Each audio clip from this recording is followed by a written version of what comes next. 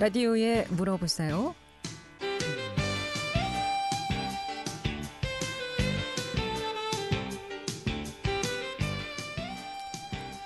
여러분 안녕하십니까? 라디오에 물어보세요. 진행의 김혜정입니다.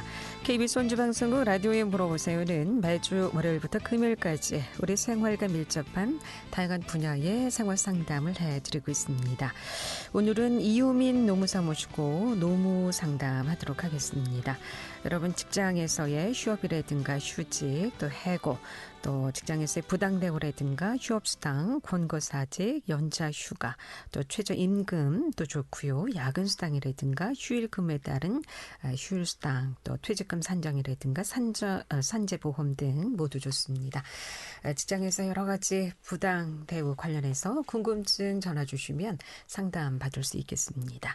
이용할 상담 전화 764국에 6335번, 764국에 6336번, 또는 50원의 정보 이용료 있는 문자 샵 8950으로 상담해 주시면 되겠습니다. 이유민 노무사 모시겠습니다. 어서 오세요. 네, 안녕하세요. 네. 자, 요즘은 직장인들 어떤 좀 상담이라든가 뭐 많습니까? 의뢰 건인들이 어떤 건이 많은지요? 일단 뭐 저희 쪽으로는 개별 근로자분들이 상담을 요구하는 거는 네. 그 산업재해 쪽하고 산업재해. 예. 네. 그리고 뭐 이제 임금 관련한 부분들 이런 부분들이 많죠. 여전히 원주에서도 이런 사고들이 많습니까? 산재 사고들은? 예. 주로 어떤 어떤 현장에서 이런 사고가 많습니까? 아무래도 뭐 이제 산업재해가 발생할 수 있는 위험들은 그러니까 특정한 뭐 비율적으로 그 위험도가 높은 사업장이 많은데 요즘 같은 경우에는 산업재해 인정하는 폭들이 굉장히 많이 넓어졌거든요. 특히 이 2018년도 그 법이 원래는 2018년도부터였는데 또 헌법 관련한 위험 판결 문제 때문에 중대재해법도 또 생겼고요. 아니. 그거는 별개입니까? 2019년, 16년으로 또 소급 적용이 되긴 했는데 출퇴근제가 있거든요. 네. 예전에는 이제 출퇴근 중에 발생한 사고나 이런 부분들은 산업재해로 인정하지 않았는데 법이 바뀌면서 출퇴근 도상에서 발생한 재해까지 산업재해로 포괄했거든요. 이제 그러다 보니까 산업재해 폭이 굉장히 많이 커졌어요. 네. 그럼 출퇴근 오늘 산재 관련해서 좀 자세히 좀 알아볼까요? 예. 네. 그러면은 출퇴근 산재가 예전에는 적용이 안 됐는데 이제 많은 이제 범위가 확대됐다고 하셨는데 그 개념은 어떻게 좀 이해하면 될까요? 일단 그냥 말 그대로 네. 저희가 그 주거 공간에서 네. 취업 장소, 그러니까 사업장까지 이동을 하는 것 내지는 뭐 그것을 이제 우리가 출퇴근이라고 보통 표현을 하잖아요. 네. 출근과 퇴근. 이 정상적인 이동 경로와 방법을 가지고 출근과 퇴근을 하던 중에 사고가 발생했다면 이것은 산업재해로 인정을 한다라고 법이 바뀐 거예요. 그러니까 본인의 차를 차차로 운전을 하시던 사고가 나도. 도보로 가시던 아니면 일반적으로 본인이 뭐 자전거를 타고 다니셨다면 자전거도 인정되는 거고 뭐 통근버스라 아니면 뭐 다른 어떤 버스 대중교통을 이용해서 하셨다면 그것도 다 통상적인 방법이 될 수 있는 거겠죠. 근데 이전에는 이제 출근 시간에는 회사를 이제 출근길에 사고가 났을 경우에는 산재가 인정되지만 퇴근길은 업무가 끝나기 때문에 아닙니다. 안 된다라고 했던. 예전에도 마찬가지였어요. 그랬어요? 그러니까 공무원 쪽은 출퇴근제를 인정했고 저기 일반 사기업에 있는 산업재해보상보험법을 적용받는 일반 근로자들 같은 경우엔 출퇴근 도상에서 발생한 출퇴근제는 인정하지 않았죠. 이게 보험 재정의 문제이기도 하고 여러 가지 다양한 문제들 때문에 인정을 안 하다가 워낙 비판들도 많고 산업재해 관련한 부분들에 대한 이 폭을 넓혀야 된다라고 하는 시대의 요구들이 있으면서 그 법 자체가 아예 바뀐 겁니다. 그럼 퇴근길에 사고가 나도 모두 산재. 출근길이든 퇴근길이든 네, 마찬가지입니다. 근데 그 산재라는 개념이 어디까지라고 볼 수가 있을까요? 그 뭐 다친 정도에 따라서 좀 달라집니까? 아닙니다. 아니라고. 그러니까 발생 원인 자체가 업무와 연관성이 있는 재해 내지는 질병, 사고 이런 부분들을 다 포괄하는 게 업무상 재해, 즉 산업재해거든요. 산업재해라고 하는 말 자체는 정확하게는 업무상 재해라는 표현을 써요. 근데 이 출퇴근도 업무와 관련 있는 행위다라는 개념으로 출퇴근 재해가 인정되는 겁니다. 그러면은 다친 정도에 관계없이 사고가 사망을 하셨던 아니면 간단하게 발이 삐었든 네. 뭐 그런 것과 관계없죠. 그럼 산재 처리가 된다는 것은 어떤 개념이죠? 근로복지공단에서 네. 산업재해보상보험법상에 근거한 산재보험료를 다 걷잖아요. 네. 그 재원을 바탕으로 관계법령, 그러니까 산업재해보상법상에 있는 산업재해를 당한 근로자에 대한 보상 기준이 법적으로 정해져 있거든요. 네. 그것들에 따라서 보상을 다 해준다는 개념입니다. 보통 이제 자가운전자 같은 경우에는 자동차 보험에서 다 해결해 주지 않습니까? 그럼 그 다는 보험이 안 되죠. 원칙적으로 자동차 보험이라고 하더라도 네. 기본 원칙은 사실 과실률이라는 게 있잖아요. 네. 그거에 내가 뭐 50% 뭐 가해자냐 피해자냐 그래서 몇 대 몇이냐 뭐 우리 많이 이렇게 표현을 하잖아요. 예. 그건 일반적인 어떤 민법의 원칙에 따라 갖고 보상을 해주는 거거든요. 네. 뭐 내가 100% 과실이야라고 하면 뭐 자동차 보험 쪽에서 받을 게 없어 뭐 이런 얘기도 많이 하지 않습니까? 네. 산업재해보상보험법상에는 산재보험은 무과실 원칙이에요. 본인이 내가 가해를 했다라고 하더라도 네. 산재보험 적용을 받을 수 있습니까? 네. 자동차 보험에는 적용을 못 받더라도. 네. 다만 이제 이중으로는 네. 안 되고요. 이중으로는 안 되고. 택 1인데 예. 뭐 따져 보셔야겠죠. 그러면 그럼 내가 어느 게 이게 손득이냐? 예, 뭐 그런 거 따져 보셔야 될 건데 예. 다만 이제 모든 출퇴근 도상에서 발생되는 그 재해를 다 인정해 주는 건 아니에요. 그러니까 기본적으로 주거 공간에서 취업 장소까지의 우리가 이동하는 네. 도상에서 발생한 재해인데 이게 통상적인 어떤 우리 이제 경로와 방법이 있을 거 아닙니까? 그렇죠. 그거를 이용해서 그 통상적인 경로에 따라서 움직이고 있고 어떤 방법에 따라서 움직이는 상태에서 발생한 재해를 말하는 거예요. 다만 이 경로와 방법들을 벗어나서 그러니까 일탈과 중단이라고 할게요. 네. 그런 경우가 발생한 경우에는 해당하지 않습니다. 다만 또 이거 또 예외가 있어요. 일탈과 중단이 이뤄졌다라고 하더라도 그 일탈과 중단이라고 하는 게 일상생활에 필요하거나 업무와 관련된 경우에는 또 인정을 해줘요. 최근에 문제가 많이 되는 케이스들이 또 있는데 네. 대법원에서 또 지금 최근에 이제 이런 판결들이 많이 나오고 있습니다. 네, 상담 전화 먼저 받겠습니다. 예. 764국에 6335번 전화 주셨습니다. 연결하겠습니다. 여보세요. 예, 여보세요. 네, 안녕하세요. 네, 안녕하세요. 네. 네. 저희 가게에 지난달에 입사한 직원이 있는데요. 네. 근무 태도도 너무 불량하고 업무적으로 문제가 많아서 다른 직원들하고 너무 힘들다고 하는 상황입니다. 그래서 입사 당시에 수습기간 3개월이라고 이야기는 했고 수습기간 끝나고 평가해서 내보낼 수도 있다고 했기 때문에 지금 상태로는 수습기간이 끝나면 해고할 생각인데요. 네. 이때 해고 수당을 줘야 하나요?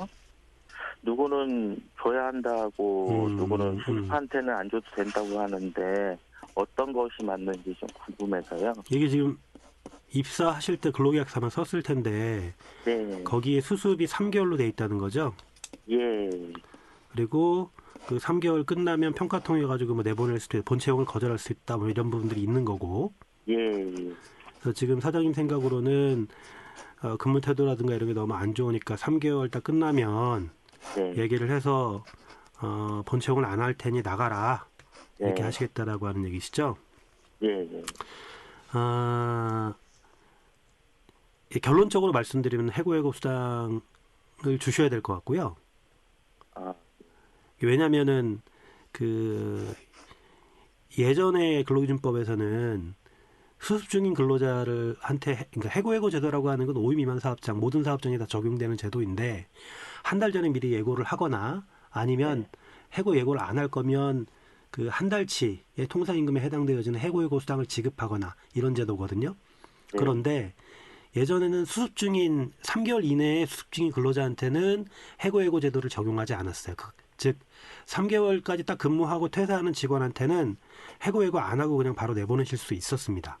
수당을 안 주고. 근데 이게 법이 바뀌면서 해고 제도의 적용을 제외하는 여러 가지 사유들이 하나로 통합됐어요. 그게 뭐냐면 계속 근로 기간이 3개월 미만인 근로자. 그러니까 즉 다시 말씀드리자면 이게 법에서 좀 불비한 부분, 그러니까 이게 챙기지 못한 부분일 수도 있겠는데 3개월 미만인 근로자입니다. 근데 지금 사장님께서 이 상담 얘기해 주신 케이스는 딱 3개월까지 근무하고 나가시는 분이잖아요. 네. 그럼 3개월을 채우고 안 채우고에 따라서 차이가 네. 있다는 말씀이신가요? 만약에 지금 이 케이스에서 수습 기간을 2개월로 설정하셨어요. 네. 그러면 해고제도 없이 그냥 평가 통해서 이만저만한 여러 가지 어떤 그 근무 불성실이라든가 아니면 네. 비위행위라든가 뭐 인화의 문제라든가 이런 것들에 대한 입증을 그 사장님이 하셔서 그것들을 근거로 해서 평가를 하시고 내보내신다면 본채용 거절하신다면 2개월밖에 안 됐기 때문에 해고수당 없이도 내보내실 수가 있지만 네. 지금 이 케이스는 딱 3개월을 채우고 내보내는 케이스로 보이거든요. 네. 그러면 해고 수당을 지급하셔야 될 것 같아요. 그럼 얼마를 지급하게 됩니까? 3개월이면? 그러니까 통상적으로 이제 한 달치 급여라고 보시면 됩니다. 정확하게는 30일치 그 통상임금인데 네. 좀 더 많을 수도 있고요. 예. 네. 다른 궁금증 또 있으신가요? 네, 없습니다. 그러니까 다음부터는 그래서 최근에 이 부분들의 문제가 많아서 수속 기간을 3개월이 아니라 2개월 정도로 줄이는 경우들이 많이 발생하고 있어요. 아, 그래서 근로자들에 대한 평가가 3개월까지 네. 꼭 필요한 사업장이라든가 업무가 아니시라면 네. 이걸 또 한번 근로계약서상의 내용을 3개월에서 2개월 정도로 네. 조정을 해보시는 것도 고민을 해보실 필요도 있을 것 같습니다. 예. 네, 감사합니다. 네, 네. 고맙습니다. 네, 오늘 이유민 노무사 모시고 노무 상담해드리고 있습니다. 이렇게 직장에서 여러 가지 관련해서 궁금증 전화 주시면 사업주도 좋고요, 근로자도 좋고요, 종업원도 좋고 아르바이트생도 좋고 모두 좋습니다. 이용호 상담 전화 764국에 6335번, 764국에 6336번 두 대의 전화 준비되어 있습니다. 11시 45분 지나고 있습니다.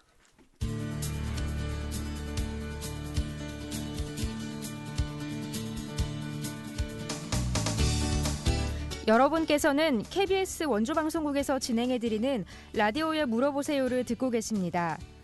라디오에 물어보세요는 매주 월요일부터 금요일까지 실생활에 필요한 생활 상담을 해드리고 있습니다.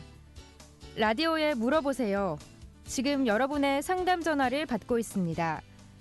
전화 주실 곳은 764-6335번, 764-6336번입니다.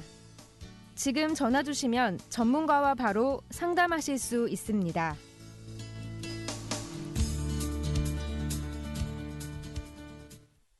라디오에 물어보세요. 오늘은 이유민 노무사 모시고 노무 상담 해드리고 있습니다. 이용호 씨 상담 전화 764국에 6335번, 764국에 6336번 두 대의 전화 준비되어 있습니다. 앞선 상담에서 수습 기간을 3개월로 2개월로 조정하면 해고수당을 안 줘도 된다고 하셨는데 2개월하고 3개월 어떤 차이가 있는 겁니까? 궁금하네요. 법으로 그렇게 되어 있습니다. 아, 법으로요? 예, 근로기준법에 네. 해고예고 제도와 관련한 해고예고 제도, 그러니까 해고예고나 해고예고 수당 관련한 부분들이 기존에서 법이 개정되면서 계속 근로 기간이 3개월 미만인 근로자에 대해서는 해고예고를 하거나 해고예고 수당을 주지 않아도 된다라고 돼 있어요. 아, 그래서 예, 네. 3개월 미만이에요. 네. 근데 수습 기간은 보통 3개월 이상 아닌가요? 그러니까 이게 네. 3개월 이하로 법을 만들었으면 네. 통상적으로 우리가 보통 수습 3개월이야 이 얘기 많이 하잖아요. 네. 많은 사업장도 그렇게 잡혀 그렇죠. 있고 네. 그리고 수습 예전의 법에서는 그 3개월 이내에 수습 사용 중인 근로자는 해고예고제도를 적용하지 않았거든요. 그러니까 수습인 근로자들한테까지 해고예고 하면서 내보내야 돼 이런 법의 취지가 있었는데 네. 법이 이렇게 바뀌면서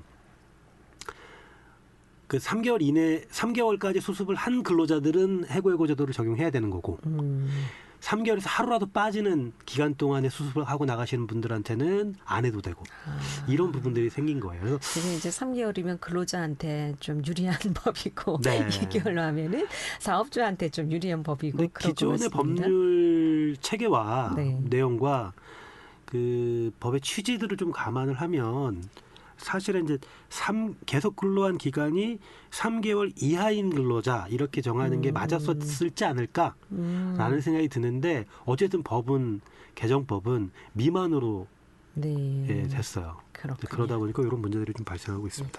앞서 이제 출퇴근 산재 관련해서 저희가 얘기를 예. 좀 나눠봤는데 혹시 케이스가 좀 있으면 사례를 좀 소개해 주시면 도움이 좀 될 것 같아요. 이해하는데. 그러니까 다른 부분들보다 음. 이 아까 제가 말씀드리다가 잠깐 끊어졌었는데 네. 상담 때문에 그 일반적인 출퇴근 도상에서 발생한 재해는 다 인정을 하거든요. 네. 다만 일탈과 중단이 발생하면 안 해준다. 근데 그 일탈과 중단이라고 하는 게 일상생활에 필요한 행위를 이해한 일탈과 중단은 또 인정을 해줘요. 그 예들이 뭐냐면 일단 일상생활에 필요한 용품을 구입하기 위해서 마트를 들린다든가 네. 사무용품. 뭐 식사를 네. 잠깐 하루 뭐 저녁 시간에 들린다든가 아니면 우리가 야간 대학을 다니거나 아니면 뭐 여러 교육 훈련 기간 근데 그게 이제 개인 용무냐 예 그리고 아니면 업무적인 업무냐. 예 그러니까 일상생활에 어쩔 수 없이 우리가 또 연관되어 있는 행위들 그렇죠. 그러니까 선거나 국민투표권 그리고 본인이 양육하고 있거나 부양하고 있는 가족들을 어디 보육기관이라든가 뭐 교육기관이라든가 이런 데 학교에 데려다 주고 뭐 이렇게 그 픽업해 온다든가 그렇죠. 또 이런 행위들 같은 경우는 또 인정해줘요. 아. 그리고 의료기관에 어떤 데가 잠깐 몸이 안 좋아서 네. 그 내원해가지고 뭐 처방을 받는다든가 치료를 받는다든가 뭐 이런 경우들은 비록 통상적인 그 출퇴근 도상에서 잠깐 벗어난 행위지만 네. 이건 뭐 필요 불가한 또 행위들이니까 그렇죠. 이런 경우들은 또 인정을 해줍니다. 그럼 인정이 안 되는 경우는 또 어떤 케이스일까요? 그러니까 예를 들자면, 네. 그러니까 우리 몸이 너무 안 좋아. 네. 내가 네. 오늘 몸이 너무 안 좋았어. 그래서 퇴근을 하다가 마사지 샵에 들려가지고 마사지를 받고 퇴근을 했어요. 아. 그러면 이 마사지 샵까지 이동하는 기간, 우리 일상생활에 필요한 행위 중에 하나가 의료기관 또는 보건소에서 질병의 치료나 예방 목적으로 진료를 받는 행위가 있거든요. 네. 근데 본인은 어떤 그러니까 한의원 간 게 아니라 마사지 샵 들려갖고 마사지를 받고 갔다. 이 경우는 해줘야 되느냐? 좀 혼란하네요. 안 해줍니다. 안 해줍니까? 왜냐하면 법적으로 의료기관 또는 보건소라고 돼 있어요. 아, 의료기관 병원은 되는데 예, 아, 마사지 샵은 안 된다. 거기는 의료기관이 아니잖아요. 아니면 또 뭐 스포츠 센터에 들를 수도 있고. 네. 뭐 스포츠센터 같은 경우에도 네. 본인이 단순히 그냥 체력 단련을 위해서 다니는 데잖아요. 거기는. 그렇죠. 근데 뭐 본인의 직무와 관련해서 내가 컴퓨터 능력 때문에 컴퓨터 학원을 다닌다든가 아니면 회사에서 용인해 줬거나 본인 직무와 어떤 직무 능력에 깊이 연관돼 있는 네. 이런 케이스는 또 인정해 줄 수 있어요. 굉장히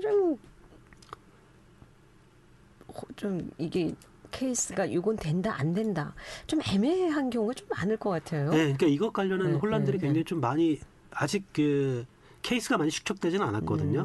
네, 만약 제가 이제 축적돼가고 있는 뭐 상황인데. 영어학원을 퇴근길에 영어학원을 좀 네, 다니느라고 수업을 받고 안 될 가능성이 들어가는. 높아요, 사실은. 그럼 영어가 제 업무하고는 크게 뭐 네. 차지하는 비중이 별로 없으니까. 그리고 네.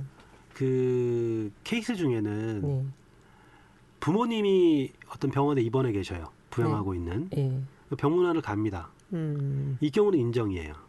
아, 근데 그런 경우는. 고모님이 병원에 계셔. 근데 부양하는 가족이 아니에요.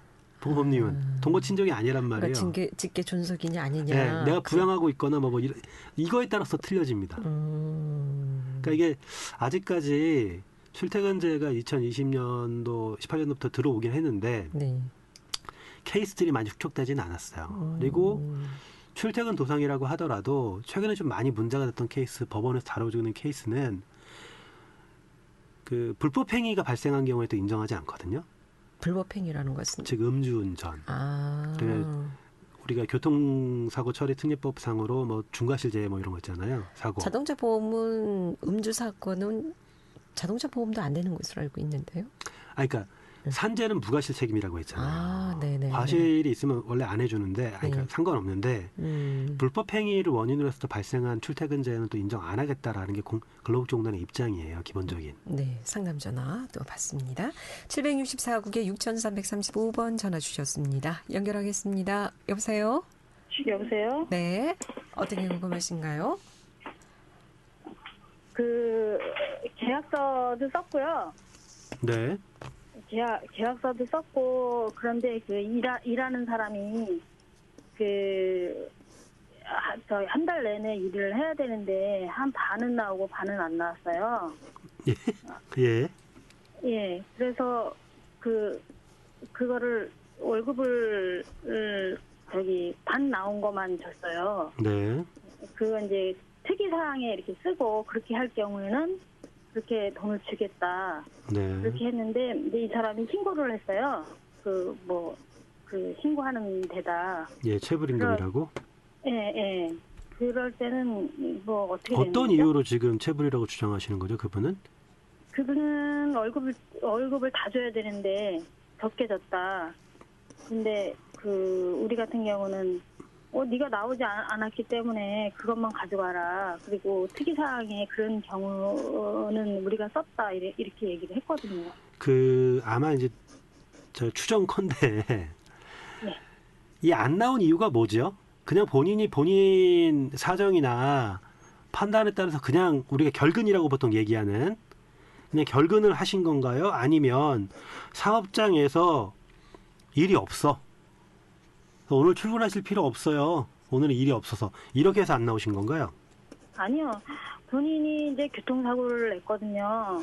그래서 6개월간을 이렇게 자기도 뭐 교통사고 내고 그러니까 정신적으로 안정이 돼야 될 것 같아서 6개월 동안은 다 월급을 줬어요. 일을 안 해도. 근데 어느 날 갑자기 그렇게 안 나오더라고요.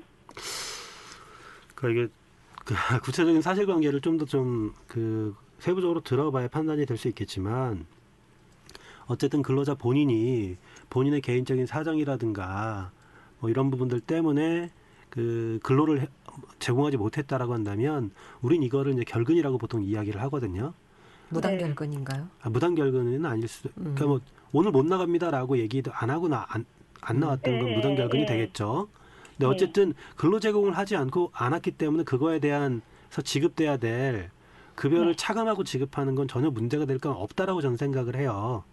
그러니까 고용노동부 쪽에다가 아마 체불임금 진정을 하신 것 같은데 기존의 어떤 그 사정이라든가 그리고 이분이 출근하지 아니한 그 내용과 이런 부분 자료들을 첨부하셔갖고 소명을 하시면 특별히 문제는 없지 않을까라는 생각이 좀 듭니다. 지금 얘기해주신 사실관계만 전제로 말씀드린다고 하면 예. 네. 알겠습니다. 네, 고맙습니다. 네. 출퇴근 산재. 그래서 아마 이 소송건이 좀 많은 것 같아요. 그러니까 최근의 케이스는 중앙선 침범에 의한 거거든요. 네.